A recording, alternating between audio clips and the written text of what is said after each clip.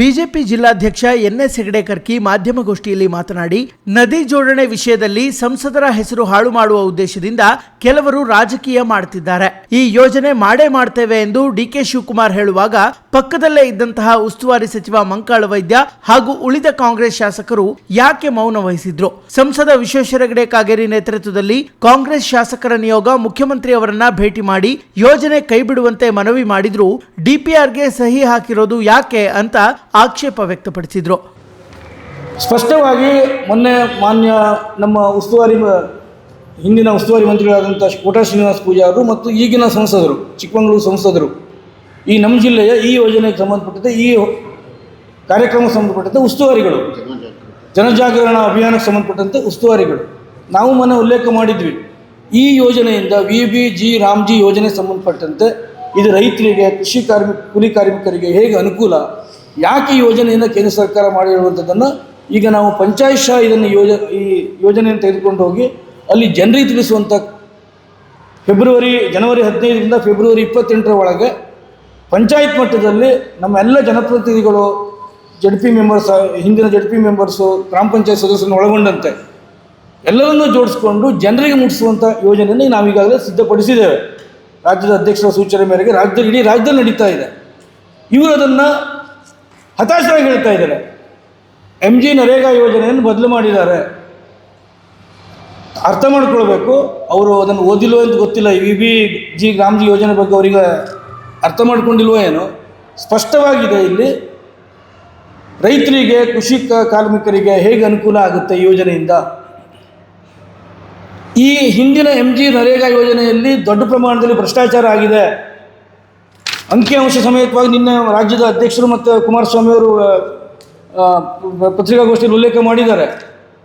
ಕೋಟ್ಯಾಂತರ ರೂಪಾಯಿ ಅವ್ಯವಹಾರ ನಡೆದಿದೆ.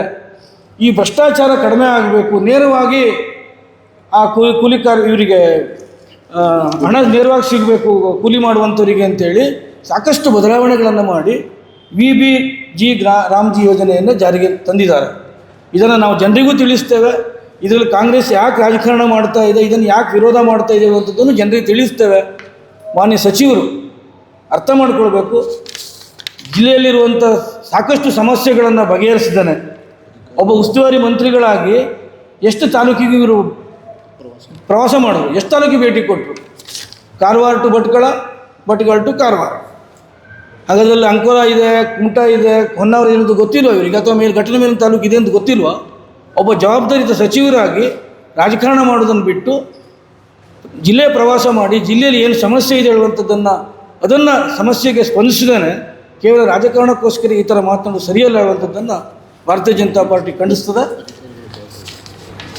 ವಿಶೇಷವಾಗಿ ಗಮನಿಸಿರ್ಬೋದು, ಇದನ್ನು ಹಿಂದೂ ಹೇಳಿದ್ದೇವೆ, ಪ್ರತಿ ತಾಲೂಕಿನಲ್ಲಿ ಯಾವ ಇಲಾಖೆಗಳೂ ಅಧಿಕಾರಿಗಳಿಲ್ಲ, ಹಾಸ್ಪಿಟಲ್ಗಳಲ್ಲಿ ಸಲಕರಣೆಗಳಿಲ್ಲ, ಡಾಕ್ಟ್ರ್ ಇಲ್ಲ. ಇಲ್ಲಿ ಇವತ್ತು ನೀವು ಗಮನಿಸಿರ್ಬೋದು, ಇಡೀ ಜಿಲ್ಲೆಗೆ ಒಂದು AC, ಒಬ್ಬ ಇಲಾಖೆಯಲ್ಲಿ ಅಧಿಕಾರಿಗಳಿಲ್ಲ. ಇದನ್ನು ಗಮನಿಸಿದ್ದೇನೆ. ಜಿಲ್ಲೆಯ ಸಾಮಾನ್ಯ ಜನರಿಗೆ ಆಗುವಂಥ ತೊಂದರೆಯನ್ನು ಸರಿಪಡಿಸಿದ್ದೇನೆ. ಕೇವಲ ರಾಜಕಾರಣ ಮಾಡ್ತಾ ಇದೆ ಹೇಳುವಂಥದ್ದನ್ನು ನಾನು ಮಾಧ್ಯಮದ ಮೂಲಕ ಹೇಳಲಿಕ್ಕೆ ಬಯಸ್ತೇನೆ.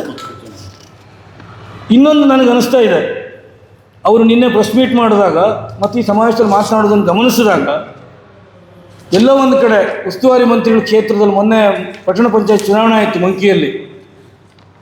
20ರಲ್ಲಿ 17ರಲ್ಲಿ ನಾವು ಸ್ಪರ್ಧೆ ಮಾಡಿದ್ವಿ ಭಾರತೀಯ ಜನತಾ ಪಾರ್ಟಿ, ಅವ್ರದೇ ಕ್ಷೇತ್ರ. 12 ಸೀಟು ಭಾರತೀಯ ಜನತಾ ಪಾರ್ಟಿ ಗೆದ್ದಿದೆ. ಆ ಹತಾಶೆಯಿಂದ ಇವತ್ತು ಮಾನ್ಯ ಉಸ್ತುವಾರಿ ಮಂತ್ರಿಗಳು ಹತಾಶರಾಗಿ ಮಾತಾಡ್ತಾ ಇದ್ದಾರೆ ಅನ್ನೋದನ್ನು ಈ ಸಂದರ್ಭದಲ್ಲಿ ಹೇಳಬೇಕಾಗ್ತದೆ. ನಾನು ಆಗ್ರಹಿಸ್ತೇನೆ ಕಾಂಗ್ರೆಸ್ಸಿಗೆ ಮತ್ತು ನಮ್ಮ ಉಸ್ತುವಾರಿ ಮಂತ್ರಿಗಳಿಗೆ, ಕಾನೂನು ಸುವ್ಯವಸ್ಥೆ ಸಂಪೂರ್ಣ ಹದಗೆಟ್ಟಿದೆ. ಮೊನ್ನೆ ಸಿದ್ದಾಪುರದಲ್ಲಿ ಘಟನೆ ಆಯಿತು, ಆ ಸುಳುಮಕ್ಕಿ ಕ್ರಾಸ್ ಅಲ್ಲಂದ್ರೆ ಅದು ತನಿಖೆ ಆಗಬೇಕು, ಸರಿಯಾಗಿ ತನಿಖೆ ಆಗಬೇಕು. ಆಮೇಲೆ ಒಂದು ಹುಡುಗಿ ಮೇಲೆ, ಪರಿಶಿಷ್ಟ ಜಾತಿ ಹುಡುಗಿ ಮೇಲೆ ರೇಪ್ ಕೇಸ್ ಆಯಿತು, ಬಾಲಕಿ ಮೇಲೆ. ಯಲ್ಲಾಪುರದಲ್ಲಿ ಸೌಜನ್ಯಕ್ಕೂ ಉಸ್ತುವಾರಿ ಮಂತ್ರಿಗಳು ಇದೇ ಜಿಲ್ಲೆಯವರಾಗಿ ಆ ಯಲ್ಲಾಪುರದಲ್ಲಿ ಆ ದಲಿತ ಮನೆಗೆ ನಮ್ಮ ರಾಜ್ಯ ಅಧ್ಯಕ್ಷರು ಬಂದರು.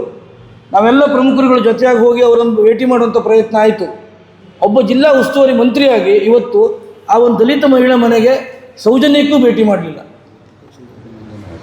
ಈ ಸಂದರ್ಭ ನಾನು ನೆನಪು ಮಾಡ್ತೇನೆ, ಮೊನ್ನೆ ರಾಜ್ಯದ ಅಧ್ಯಕ್ಷರು ಬಂದಂಥ ಸಂದರ್ಭದಲ್ಲಿ ಆ ದಲಿತ ಮಹಿಳೆಯ ಹುಡುಗನಿಗೆ 10 ವರ್ಷ ಹುಡುಗನಿಗೆ ಅಲ್ಲಂದ್ರೆ 10 ವರ್ಷ ಅವನ ಪೂರ್ತಿ ಎಜುಕೇಷನನ್ನು ಶೈಕ್ಷಣಿಕ ಇದನ್ನು ನಮ್ಮ ತಮ್ಮ ವಿಶ್ವದರ್ಶನ ಸಂಸ್ಥೆಯಲ್ಲಿ ತಾನು ಪೂರ್ತಿಯಾಗಿ ಅವರಿಗೆ ಮಾಡಿಸಿರುವಂಥದ್ದನ್ನು ಅವರು ಅವತ್ತು ಘೋಷಣೆ ಮಾಡಿದ್ರು. ನಾನು ಭಾರತೀಯ ಜನತಾ ಪಾರ್ಟಿ ಪರವಾಗಿ ಅವರಿಗೂ ಅಭಿನಂದಿಸ್ತೇನೆ. ರಾಜ್ಯ ವಕ್ತಾರ ಹರಿಪ್ರಕಾಶ್ ಕೋಣೆಮನೆ ಮಾತನಾಡಿ, ಸಚಿವರು ಆರೋಪ ಮಾಡಿದ್ರು ಸಂಸದ ಕಾಗೇರಿ ಜನಸಮಾವೇಶದಲ್ಲಿ ಸಂಯಮ ತೋರಿದ್ದಾರೆ.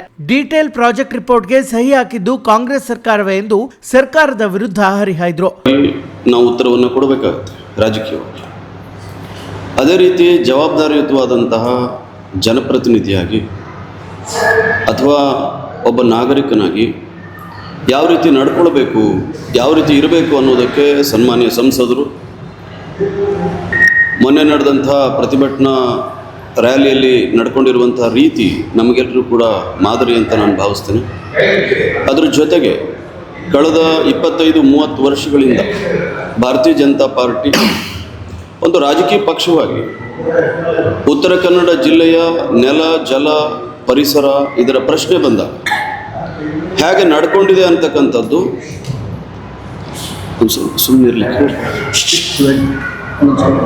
ಹೇಗೆ ನಡ್ಕೊಂಡಿದೆ ಅಂತಕ್ಕಂಥದ್ದಕ್ಕೆ ನೀವೆಲ್ಲರೂ ಜೀವಂತವಾದಂಥ ಸಾಕ್ಷಿಗಳಾಗಿದ್ದೀರಿ. ನಾವು ಮಾನ್ಯ ಜಿಲ್ಲಾ ಉಸ್ತುವಾರಿ ಸಚಿವರು ಮಂಕಾಳು ವೈದ್ಯರು ಮೊನ್ನೆಯ ಸಭೆಯಲ್ಲಿ ಮಾತನಾಡಿದ್ರು. ಅಲ್ಲಿ ಅವರೊಂದು ಹೇಳಿಕೆಯನ್ನು ಕೊಟ್ಟರು. ನಾವೆಲ್ಲರೂ ಈ ಜಿಲ್ಲೆಯ ಹಿತಕ್ಕೋಸ್ಕರ ಒಟ್ಟಾಗಿ ಒಂದಾಗಿ ಕೆಲಸ ಮಾಡೋಣ, ಇಲ್ಲೊಂದು ಹೊರಗೊಂದು ಮಾತನಾಡೋದು ಬೇಡ ಅಂಥೇಳಿ ಹೇಳಿದ್ರು. ನೇರವಾಗಿ ವೈಯಕ್ತಿಕವಾದಂಥ ವಿಚಾರಗಳನ್ನ ಪ್ರಸ್ತಾಪ ಮಾಡಿದರೂ ಕೂಡ ಮಾನ್ಯ ಸಂಸದರಾದಂಥ ವಿಶ್ವೇಶ್ವರ ಹೆಗಡೆ ಕಾಗೇರಿ ಅವರು ಅತ್ಯಂತ ಸಂಯಮದಿಂದ ಜವಾಬ್ದಾರಿಯಿಂದ ಅಲ್ಲಿ ವರ್ತಿಸಿದರು. ಯಾವಾಗಲೂ ಭಾರತೀಯ ಜನತಾ ಪಾರ್ಟಿ ಸಾರ್ವಜನಿಕವಾದಂಥ ನಡವಳಿಕೆಗೆ ನಾವು ಬದ್ಧರಾಗಿದ್ದೀವಿ. ಆದರೆ ಮಾನ್ಯ ಜಿಲ್ಲಾ ಉಸ್ತುವಾರಿ ಮಂತ್ರಿಗಳು ಹೋದಲ್ಲಿ ಬಂದಲ್ಲಿ ಅರ್ಧ ಸತ್ಯವನ್ನು ಹೇಳ್ತಾ ಇರೋದ್ರ ಹಿನ್ನೆಲೆಯಲ್ಲಿ ನಾವಿವತ್ತು ಅನಿವಾರ್ಯವಾಗಿ ಮಾಧ್ಯಮದ ಮುಂದೆ ವಸ್ತುನಿಷ್ಠವಾದಂಥ ಅನೇಕ ಸಂಗತಿಗಳನ್ನು ತೆರೆದಿಡಬೇಕಾದಂಥ ಜವಾಬ್ದಾರಿಯ ಸ್ಥಿತಿಗೆ ನಾವೆಲ್ಲರೂ ಕೂಡ ಇವತ್ತು ತಲುಪಿದ್ದೇವೆ. ಉದಾಹರಣೆಗೆ, ಒಂದು ಸರ್ಕಾರದ ಯೋಜನೆ ಯಾವ್ಯಾವ ಹಂತದಲ್ಲಿ ತಯಾರಾಗ್ತದೆ, ಆ ಯೋಜನೆ ಪ್ರಸ್ತಾವನೆ ಹೇಗೆ ಬರುತ್ತದೆ, ಸರ್ಕಾರದ ಮಟ್ಟದಲ್ಲಿ ಅದು ಹೇಗೆ ಒಪ್ಪಿಗೆಯನ್ನು ಪಡೀತದೆ, ಯಾಕೆ ಕೆಲವು ಯೋಜನೆಗಳು ವಿಳಂಬ ಆಗುತ್ತೆ, ಯಾಕೆ ಕೆಲವು ಯೋಜನೆಗಳು ಅತ್ಯಂತ ತ್ವರಿತವಾಗಿ ಇಂಪ್ಲಿಮೆಂಟೇಷನ್ ಹಾದಿಯನ್ನು ಹಿಡಿಯುತ್ತೆ ಅನ್ನುವಂಥದ್ದು ನಮಗೆಲ್ಲರೂ ಕೂಡ ಗೊತ್ತಿರತಕ್ಕಂಥ ಸಂಗತಿ. ಸೊ ಹಾಗಾಗಿ ಅವರು ನೇರವಾಗಿ ಹೇಳಿದ್ರು, 2021ರಲ್ಲಿ ಭಾರತೀಯ ಜನತಾ ಪಾರ್ಟಿಯ ಸರ್ಕಾರ ಇದ್ದಂಥ ಸಂದರ್ಭದಲ್ಲಿ ಇದರ ಪ್ರಸ್ತಾವನೆ ಆಯಿತು. ಅದರ ನಿಮಿತ್ತವಾಗಿ ಇವತ್ತು ಯೋಜನೆ ಜಾರಿಗೆ ಬರ್ತಾ ಇದೆ. ಯಾವಾಗಲೂ ಸ್ವಾತಂತ್ರ್ಯ ಬಂದಾಗಿಂದ ಹೇಳೋದಿಲ್ಲ. ನಾನು ಕಳೆದ 25 ವರ್ಷದಲ್ಲಿ ಯಾವ್ಯಾವ ಸರ್ಕಾರಗಳು ಯಾವ್ಯಾವ ಬಜೆಟ್ನಲ್ಲಿ ಏನೇನು ಯೋಜನೆಗಳನ್ನು ಪ್ರಸ್ತಾಪ ಮಾಡಿದ್ದಾರೆ, ಅದರಲ್ಲಿ ಎಷ್ಟು % ಯೋಜನೆಗಳನ್ನು ಜಾರಿಗೊಳಿಸಿದ್ದಾರೆ ಅನ್ನುವಂಥದ್ದನ್ನು ನಾವು ಅಂಶಗಳ ಸಹಿತ ನಾವು ನೋಡಿದರೆ ಗೊತ್ತಾಗುತ್ತೆ. ಯಾವ ಯೋಜನೆಗಳನ್ನು ಬೇಗ ತೆಗೆದುಕೊಳ್ತಾರೆ, ಯಾವ ಯೋಜನೆಗಳು ನಿಧಾನಗತಿಗೆ ಹೋಗ್ತದೆ ಅನ್ನುವಂಥದ್ದು ನಮಗೆಲ್ಲರೂ ಕೂಡ ರಾಜಕೀಯ ಸಾಮಾನ್ಯ ಪ್ರಜ್ಞೆ ಇರ್ತಕ್ಕಂಥ ನಮಗೆಲ್ಲರೂ ಕೂಡ ಗೊತ್ತಿದೆ. 2021ರಲ್ಲಿ ಪ್ರಸ್ತಾವನೆ ಆಯಿತು. ಡೀಟೇಲ್ಡ್ DPR ಆಗಿದ್ದು ಯಾವಾಗ ಯಡಿಯೂರಪ್ಪನವರು ಮುಖ್ಯಮಂತ್ರಿಯಾಗಿ ಅಧಿಕಾರ ತ್ಯಾಗ ಮಾಡಿದರು, ಬಸವರಾಜ ಬೊಮ್ಮಾಯಿ ಅವರು ಮುಖ್ಯಮಂತ್ರಿಯಾಗಿ ಅಧಿಕಾರ ತ್ಯಾಗ ಮಾಡಿದ್ರು. ಡೀಟೇಲ್ಡ್ ರಿಪೋರ್ಟ್, ಪ್ರಾಜೆಕ್ಟ್ ರಿಪೋರ್ಟ್, ಜಾರಿ ಯೋಜನೆ ಸಿದ್ಧ ಆಗಿದ್ದು ಉಪಮುಖ್ಯಮಂತ್ರಿಗಳು DK ಶಿವಕುಮಾರ್ ಅವರ ಆಸಕ್ತಿ, ಮುತುವರ್ಜಿಯ ಪರಿಣಾಮ ಅನ್ನುವಂಥದ್ದು ನಾವೆಲ್ಲರೂ ಕೂಡ ಇದನ್ನು ಅರ್ಥ ಮಾಡ್ಕೊಳ್ಬೇಕು. ಅದಕ್ಕೆ ಪೂರಕವಾಗಿ ಕಾರವಾರದಲ್ಲಿ ಕರಾವಳಿ ಉತ್ಸವ ಸಂದರ್ಭದಲ್ಲಿ DK ಶಿವಕುಮಾರ್ ಅವರು ಏನು ಹೇಳಿದರು ಅನ್ನೋದನ್ನು ಇವತ್ತು ಪ್ರತಿಯೊಬ್ಬ ಉತ್ತರ ಕನ್ನಡ ಜಿಲ್ಲೆಯ ಜನ ಇವತ್ತು ತಿಳ್ಕೊಂಡಿದ್ದಾರೆ, ಪ್ರತಿಯೊಬ್ಬ ಪ್ರಜೆ ತಿಳ್ಕೊಂಡಿದ್ದಾರೆ. ಅದರ ಬಗ್ಗೆ ಮಾತನಾಡಬೇಕಾದಂತಹ ಕಾಂಗ್ರೆಸ್ ಶಾಸಕರು, ಕಾಂಗ್ರೆಸ್ ಸಚಿವರು ಸಭೆಯಲ್ಲಿ ಜನರ ಎದುರುಗಡೆ ನಿಂತು ನಾನು ಜಿಲ್ಲೆಯ ಜಲ ನೆಲದ ರಕ್ಷಣೆಗೆ ನಾವು ಬದ್ಧರಿದ್ದೇವೆ ಅಂತ ಹೇಳೋದು ಒಂದು ಕಡೆ. ಇನ್ನೊಂದು ಕಡೆ ಯಾರು ಜಾರಿ ಮಾಡಲಿಕ್ಕೆ ಹೊರಟಿದ್ದಾರೆ, ಯಾರು DPRಗೆ ಸಹಿ ತಗೊಂಡು ಬರಲಿಕ್ಕೆ ಹೊರಟಿದ್ದಾರೆ, ಅವರು ಬಹಿರಂಗವಾಗಿ ಇದೇ ಜಿಲ್ಲೆಯ ನೆಲದಲ್ಲಿ ಹೇಳಿದಾಗ ಅದನ್ನು ಪ್ರಶ್ನೆ ಮಾಡ್ತಕ್ಕಂಥ ಛಾತಿ ಅವರಲ್ಲಿ ಇಲ್ಲ ಅಂತ. ಆದರೆ ಕೇಂದ್ರ ಸರ್ಕಾರ ಅಥವಾ ನಮ್ಮ ಸಂಸದರು ಯಾವತ್ತೂ ಕೂಡ ತಮ್ಮ ಜವಾಬ್ದಾರಿಯನ್ನು ಮರೆತಿಲ್ಲ ಅನ್ನೋದಕ್ಕೆ ನಾನು ಕೆಲವು ಸೆಂಟೆನ್ಸ್ಗಳನ್ನು ನಿಮ್ಮ ಮುಂದೆ ನಾನು ಓದೋದಕ್ಕೆ ಬಯಸ್ತೇನೆ. ಯಾವಾಗಲೂ ಯಾರೋ ಒಂದು ಪ್ರಸ್ತಾವನೆ ಕೊಟ್ಟರು ಅಂದ ತಕ್ಷಣ ಸರ್ಕಾರದಲ್ಲಿ ಯೋಜನೆ ಜಾರಿಯಾಗಲ್ಲ. ಹಲವಾರು ಸಂಗತಿಗಳನ್ನು ಇಲ್ಲಿ ಗಮನಿಸಬೇಕಾಗತ್ತೆ. ಅದಕ್ಕೆ ಕೇಂದ್ರ ಸರ್ಕಾರದ ಜಲಸಂಪನ್ಮೂಲ ಇಲಾಖೆಯ ವೆಬ್ಸೈಟಲ್ಲಿ ಅಧಿಕೃತವಾಗಿ ಯಾವ ನೋಟಿಫಿಕೇಷನ್ನ ಮಾಡಿದ್ದಾರೆ, ವಿಶೇಷವಾಗಿ ಉತ್ತರ ಕನ್ನಡ ಜಿಲ್ಲೆಯ ಯೋಜನೆಗಳು, ಒಂದು ಕಡೆ ಶರಾವತಿ ಪಂಪ್ಡ್ ಸ್ಟೋರೇಜ್ ಯೋಜನೆ ಇರ್ಬೋದು, ಅಲ್ಲಿ ಹೇಗೆ ಎಕಾಲಜಿಕಲ್ ಹಾನಿ ಆಗ್ತಾ ಇದೆ ಅನ್ನುವಂಥದ್ದು ಗೊತ್ತಿದೆ. ಅದರ ಬಗ್ಗೆ ಆ ಭಾಗದಲ್ಲಿ ದೊಡ್ಡ ಮಟ್ಟದ ಹೋರಾಟ ನಡೀತಾ ಇದೆ. BJP ನೇರವಾಗಿ ಸಕ್ರಿಯವಾಗಿ ನಮ್ಮ ಶಾಸಕರು ಇತ್ಯಾದಿ ಅದರಲ್ಲಿ ಹೋರಾಟದಲ್ಲಿ ತೊಡಗಿಸ್ಕೊಂಡಿದ್ದಾರೆ. ಘಟ್ಟದ ಮೇಲಿನ ಭಾಗದಲ್ಲಿ ಬೇಡ್ತಿ ಯೋಜನೆಯನ್ನು ತಂದಂಥದ್ದು ಕಾಂಗ್ರೆಸ್, ಅವತ್ತು ಅದರ ವಿರುದ್ಧ ಜನ ಹೋರಾಟವನ್ನು ಮಾಡಿ ಅದನ್ನು ನಿಲ್ಲಿಸಿದ್ದು BJP ಮತ್ತು ಪರಿಸರ ಸಂಘಟನೆ ಮಾನ್ಯ ಪೂಜ್ಯ ಸ್ವಾಮೀಜಿಗಳ ನೇತೃತ್ವದಲ್ಲಿ ನಡೆದಂಥ ಹೋರಾಟದಿಂದ ಇವತ್ತು ಬಹಳ ದೊಡ್ಡ ಆತಂಕ ದೂರ ಆಯಿತು. ಅವತ್ತು ನಾವು ಹೇಳಿದ್ವಿ, ಬೇಡ್ತಿಯಲ್ಲಿ ಅಲ್ಲಿ ಒಂದು ಹನಿ ಮಳೆಗಾಲದಲ್ಲಿ 3 ತಿಂಗಳು ಬಿಟ್ಟರೆ ಒಂದು ಹನಿ ನೀರು ಇರಲಿಕ್ಕೆ ಸಾಧ್ಯ ಇಲ್ಲ. ಇದಕ್ಕೆ ಯಾಕೆ ನೀವು ಇಷ್ಟು ದೊಡ್ಡ ಮಟ್ಟದಲ್ಲಿ ಹಣವನ್ನು ಸುರಿತಾ ಇದ್ದೀರಿ? ಇಲ್ಲಿರುವಂತಹ ಪರಿಸರ ಸಂಪತ್ತು, ನಮ್ಮ ಸಂಪತ್ತು ಯಾವುದು ಉತ್ತರ ಕನ್ನಡ ಜಿಲ್ಲೆದು ಅಂತಂದರೆ ಅದು ಪರಿಸರ ಸಂಪತ್ತು. ಇದನ್ನು ಯಾಕೆ ನೀವು ಬಲಿ ಕೊಡ್ತಾ ಇದ್ದೀರಿ ಅಂತ ಕೇಳಿದ್ರೆ ಕಾಂಗ್ರೆಸ್ ಬಳಿ ಉತ್ತರ ಇರಲಿಲ್ಲ.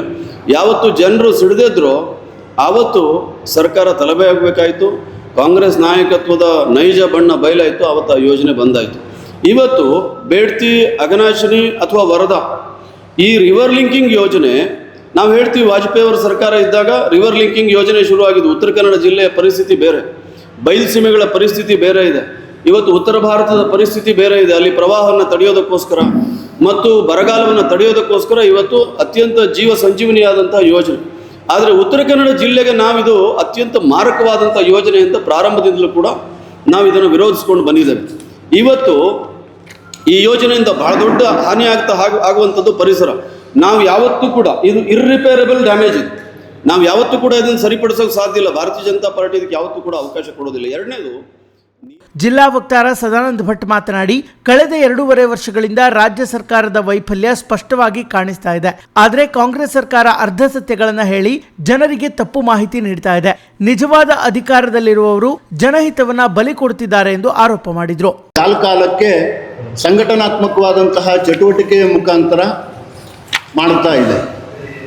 ನಮ್ಮ ಸಂಸದರಾದಂತಹ ವಿಶ್ವೇಶ್ವರ ಹೆಗಡೆ ಕಾಗೇರಿಯವರ ನೇತೃತ್ವದಲ್ಲಿ, ನಮ್ಮ ಶಾಸಕರಾದಂತಹ ದಿನಕರ್ ಶೆಟ್ಟಿಯವರು ಮತ್ತು ವಿಧಾನ ಪರಿಷತ್ ಸದಸ್ಯರುಗಳಾದ ಶಾಂತಾರಾಮ್ ಸಿದ್ದಿಯವರು ಮತ್ತು ಗಣಪತಿ ಉಳ್ವೇಕರ್ ಅವರ ಮಾರ್ಗದರ್ಶನ, ಅವರ ಸಕ್ರಿಯ ತೊಡಗುವಿಕೆಯಲ್ಲಿ ಸದನದ ಒಳಗಡೆಯಲ್ಲಿ ಅಥವಾ ನಮ್ಮ ಧ್ವನಿಯನ್ನು ಎಲ್ಲಿಗೆ ನಾವು ಮುಟ್ಟಿಸಬೇಕು ಆ ಪ್ರಯತ್ನವನ್ನು ಜನರ ಪರವಾಗಿ ಮಾಡ್ತಾ ಇದ್ದೇವೆ. ಆದರೆ ಇವತ್ತು ಕಾಂಗ್ರೆಸ್ ಜನರ ನೋವುಗಳಿಗೆ ಸ್ಪಂದಿಸದೆ ಹತಾಶ ಸ್ಥಿತಿಯಿಂದ BJPಯ ಮೇಲೆ, BJPಯ ಜನಪ್ರತಿನಿಧಿಗಳ ಮೇಲೆ ಒಂದು ತಪ್ಪು ಕಲ್ಪನೆ ಬರುವಂತಹ ರೀತಿ ಒಳಗೆ ಅರ್ಧ ಸತ್ಯಗಳನ್ನು ಹೇಳ್ತಾ ರಾಜಕೀಯದ ಮೇಲಾಟದಲ್ಲಿ ತೊಡಗಿರೋದು ನಮ್ಮ ಗಮನದಲ್ಲಿದೆ. ಕೇವಲ ಮಾಧ್ಯಮಗಳ ಮುಂದೆ ಮಾತ್ರ ತಮ್ಮ ವಿಚಾರಗಳನ್ನು BJPಯ ವಿರುದ್ಧವಾಗಿ ಮಾಡ್ಕೊಳ್ತಾ, ನಿಜವಾದ ಅಧಿಕಾರ ಸ್ಥಾನದಲ್ಲಿರುವಂಥವರು ಇವತ್ತು ತಮ್ಮ ಕರ್ತವ್ಯವನ್ನು ಮರೆತು, ಜನರ ಎಲ್ಲ ಒಂದು ಹಿತವನ್ನು ಮರೆತು ತಮ್ಮ ಸ್ವಹಿತಾಸಕ್ತಿಗೆ ಪಕ್ಷದ ಒಂದು ವಿಚಾರದಲ್ಲಿ ಆಡಳಿತ ನಡೆಸ್ತಾ ಇರುವಂಥದ್ದನ್ನು ಭಾರತೀಯ ಜನತಾ ಪಾರ್ಟಿ ಬಲವಾಗಿ ಖಂಡಿಸ್ತದೆ.